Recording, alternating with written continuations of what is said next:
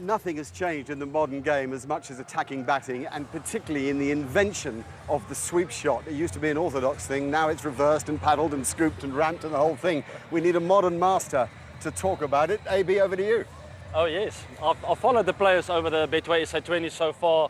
There are quite a few of them that's played the reverse scoop, the normal paddle shots, the scoops over 45 really well. One that stands out is Quinton de Kock, and I'll quickly start with him, Mark. There are a few fundamental basics that you have to get right, and the number one point is the head position. So if you look at Quinn here, he doesn't know which line or length the bowler is going to bowl. He's got a fair idea when he looks at the field placings, which is incredibly important when you play these strokes. But he goes down, he sees the line a little bit wider, but look at his head position. Very upright, eyes parallel to the ground, and he hits it in front of square. He's looking for that gap between cow corner and square leg.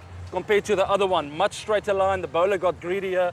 And by the way, that's what most batters expect. When you go down for the sweep, you want them to come straight, because you think...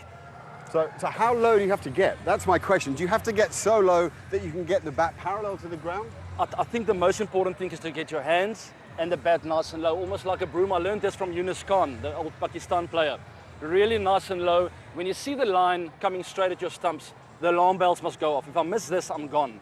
So it's a pure commitment, head once again upright, eyes parallel to the ground. Get your hands, your head first of all in a really good position, as Quinton de Kock did here, and you don't have to overheat this one. Because of the line, there's already a bit of momentum on the ball. It wants to go down there. So you're playing the sweep shot on line, but you're also playing it on length, aren't you? Because if you get a bit of bounce to work with, your options are greater. Exactly. But that's why the head position is so important. You've got to go out front, get your hands nice and extended.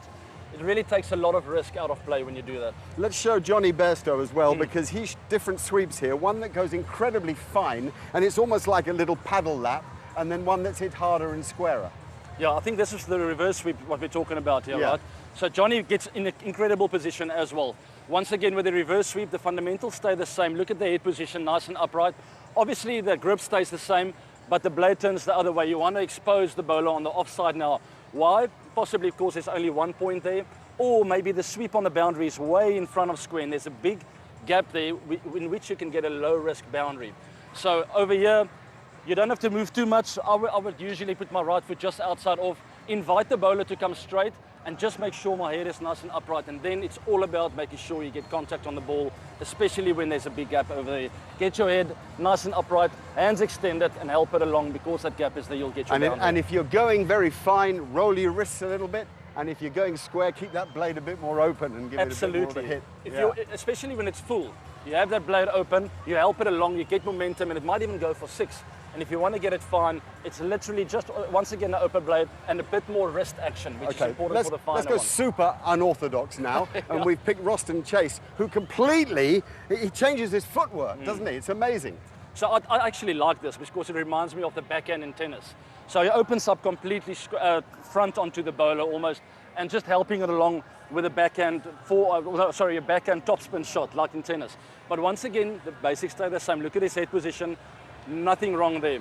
There is also an example or two of guys not playing it so well. Quinton de Kock, who plays the conventional sweep beautifully, but when it comes to reverse sweep, he tends to pull back with his head. All right, but that's because the bowler was quite sharp, bowling it at a good length, and he needs to commit more with his head if he wants to play the reverse sweep well. Roston Chase did it exceptionally well in that example. And finally, James Coles, one of the young stars of the tournament, and he's got a different thing altogether. It's a sort of scoopy, rampy, paddly thing. It's my favorite shot of them all. So because of the angle of the left armour coming over the wicket, he took a gamble, telling himself, you know what, there's a very, very small chance he's going to hit the stumps here. I'm going to use the angle. The momentum is already going over there to third man. The field allows me to do that because no one's going to get me caught there.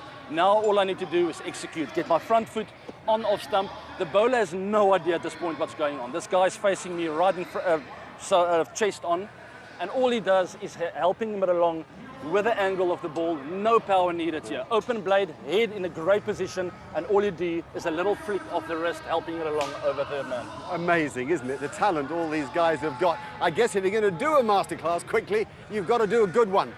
And he just has.